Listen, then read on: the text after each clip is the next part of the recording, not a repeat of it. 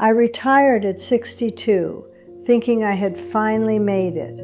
I had a house, I had savings, I had plans, I had a whole list of things I was finally going to do with my life.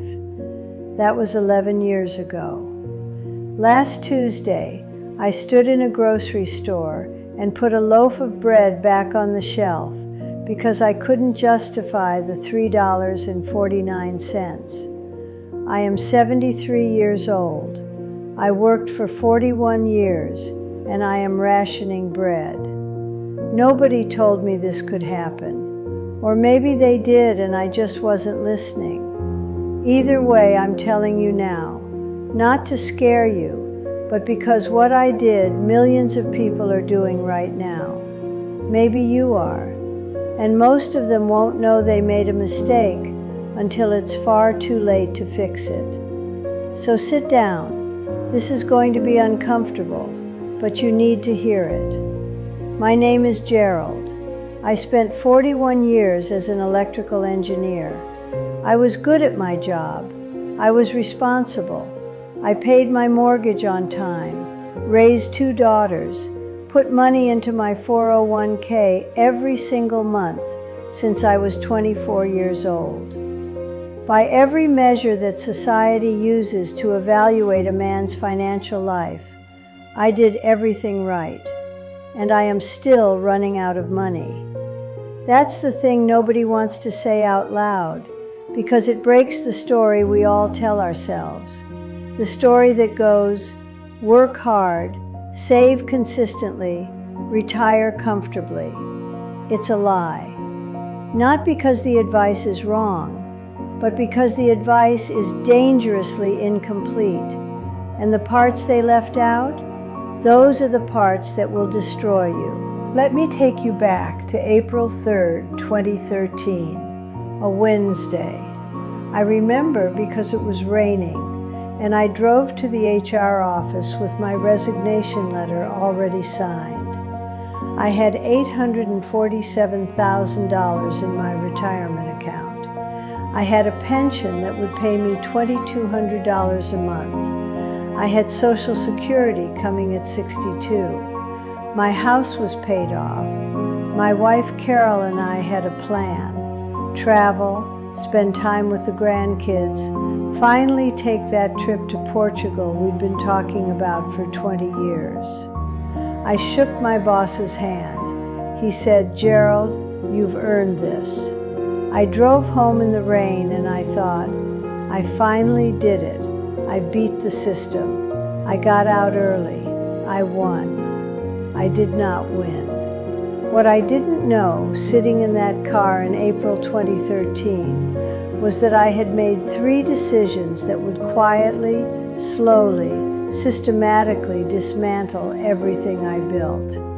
I didn't know it then. I wouldn't know it for years. And by the time I understood what I'd done, I couldn't undo any of it. Here's what everyone gets wrong about retirement planning. We plan for the life we have right now. We do not plan for the life we're actually going to live. In 2013, I was healthy. Carol was healthy. I figured we'd spend maybe $55,000 a year. My numbers worked. I ran them. A financial advisor ran them. They worked. What the numbers didn't account for was that Carol would be diagnosed with Parkinson's in 2017. What they didn't account for was that normal living expenses in 2024 cost 40% more than they did in 2013. What they didn't account for was that I would live, am still living, past the age my own projections assumed I might not reach. I didn't gamble. I didn't get scammed. I made the same decisions that millions of careful, responsible people make every single day, and the math still broke. That's what nobody tells you. You can do everything right and still end up standing in a grocery store putting bread back on the shelf. Mistake number 1. I claimed Social Security at 62. I thought, Take it now, invest it, come out ahead. Every calculator said it would take until my late 70s to break, even if I waited. I figured I wouldn't live that long. I am 73. I am still living, and every single month I receive a check that is 32% smaller than it would have been if I had waited until 67. 32% every month for the rest of my life. If I live to 85, which my doctor says is entirely possible, waiting would have paid me an additional $89,000 just from waiting 5 years. I did not wait 5 years. Mistake number 2, I underestimated healthcare. Medicare doesn't start until 65. I budgeted $800 a month for private insurance. Seemed reasonable. First year, $1,100. Then Carol got her diagnosis.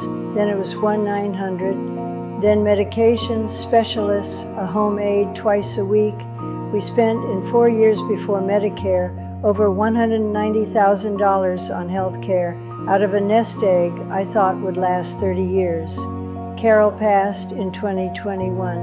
I held her hand and I was grateful I had retired, that I had those 8 years with her. I don't regret that. But I regret that in her final months, I was quietly calculating whether we could afford her pain medication without selling the house. No one should have to do that math. Mistake number 3, I retired from my income without retiring from my expenses. I went from saving 20% of my income every year to spending down my savings by 11% every year. For 5 years, I didn't notice. We were happy, we were living, and then I ran the numbers in 2018 and felt the floor disappear. I wasn't on a 30-year glide path anymore. I was on a 15-year one, and I was already 5 years in. You're watching this thinking one of two things. Either this won't happen to me, Daitur, I'm already doing this. If you're 45, 50, 55 and counting down to retirement, the math you've run is based on assumptions that will not hold. Inflation will be higher. Healthcare will cost more. You will live longer. I'm not saying don't retire.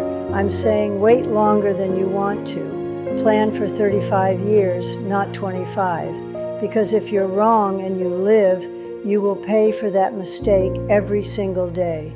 If you're already retired and some of this sounds familiar, do this today. Run your real numbers, not the optimistic ones, with 4% inflation, with serious healthcare costs, with the possibility that you live to 90. If the line hits 0 before you do, you still have options. But you cannot fix a problem you're pretending isn't there. My son-in-law David is 54, smart guy. I tried to talk to him about all of this last Easter.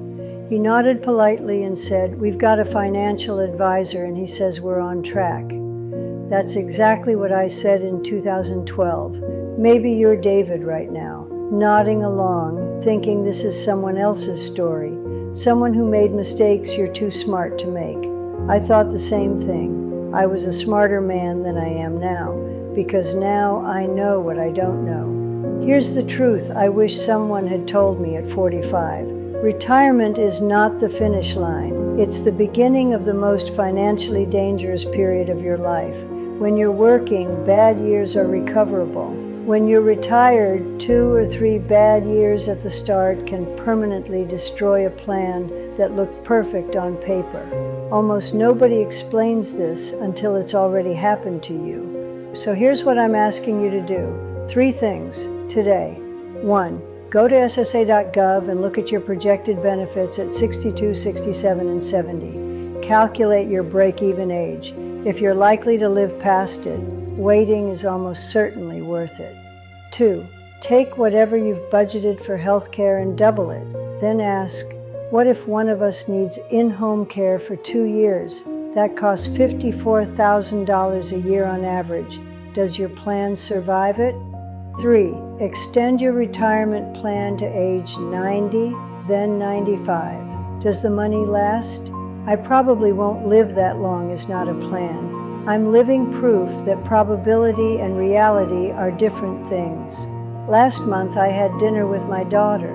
She paid. She insisted. I let her because I didn't have a choice. And I sat across from her, this man who spent 41 years building something. And I felt something I hadn't felt since I was young and had nothing. I felt like a burden. I would give anything to go back to 2013 and wait 3 more years, build in a real health care budget, run the real numbers instead of the comfortable ones. I can't go back, but you're still ahead of that moment, so write it better than I did. Share this with the David in your life, because the best time to fix a retirement plan is 20 years before you retire. The second best time is right now.